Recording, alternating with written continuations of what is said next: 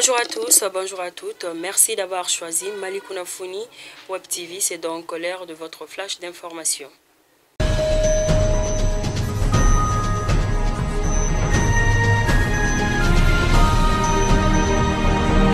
Le 7 novembre 2021, lors de la session extraordinaire du Conseil de médiation et de sécurité des chefs d'État et des gouvernements de la CEDEAO, des décisions ont été prises en l'absence du progrès dans la préparation des élections, notamment au calendrier détaillé des activités électorales, la situation sécuritaire instable, entre autres. Il s'agit d'une interdiction de voyager et un gel des avoirs financiers qui s'appliquent aux autorités de transition, à certaines institutions de la transition ainsi qu'aux membres de leurs familles, des sanctions qui ont pris effet dès la date de signature. Au total, 149 personnes ont été identifiées, dont 121 du Conseil national de la transition et 28 membres du gouvernement. À Gao, un homme a perdu la vie lundi aux environs du poste de contrôle de Bouram, région de Gao. Selon ses proches, la victime s'est rendue à son chantier non loin du poste de contrôle quand il a été abattu par les FAMA. L'armée de son côté précise qu'il roulait à grande vitesse et n'a pas obtempéré aux ordres confondus à un présumé terroriste. Il a été grièvement blessé par balle et a finalement succombé à ses blessures. Que son âme repose en paix. Massina, le deuxième adjoint au maire de la commune rurale de Moni-Pendougou, cercle de Massina, a été assassiné lundi 15 novembre 2021 chez lui dans le village de Binko. Des habitants de la localité indiquent qu'il a été tué par des hommes armés non identifiés.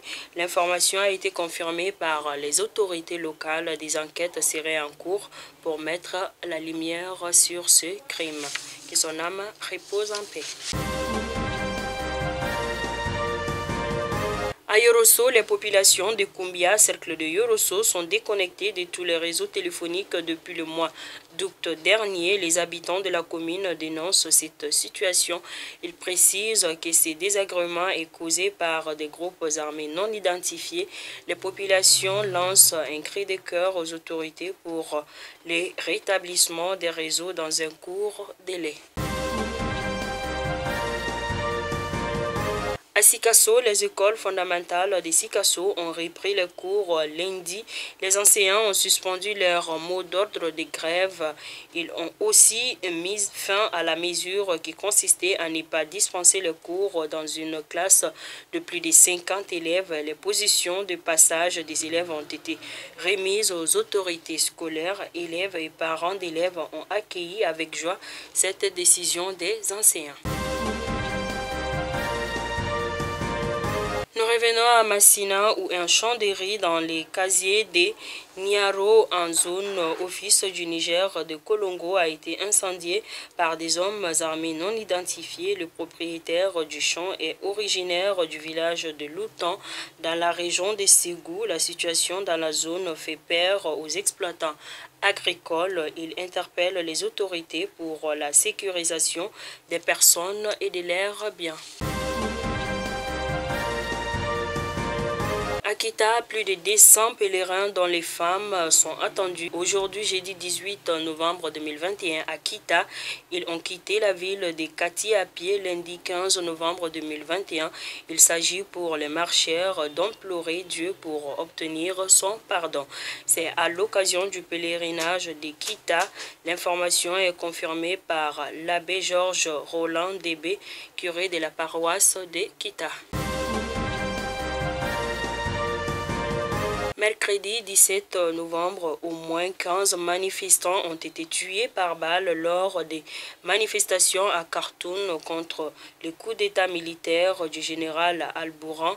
Des sources médicales pro-démocratie, on déplore aussi des dizaines de blessés, dont plusieurs grièvement. Les forces de sécurité assurent néanmoins ne pas tirer à balles réelles. À Abidjan accueille depuis mercredi 17 novembre et jusqu'à vendredi la 41e réunion du comité des chefs d'état-major de la CEDEAO. Les hauts gradés évoqueront ensemble la reconfiguration de l'opération Barkhane et ses possibles conséquences dans la sous-région toujours en proie à des attaques terroristes récurrentes. Chers abonnés de Malik Ounafoni, c'est donc tout pour votre flash d'information. Je vous donne rendez-vous pour un prochain numéro. Merci de rester encore fidèles à Malik Ounafoni. Merci et bonne journée.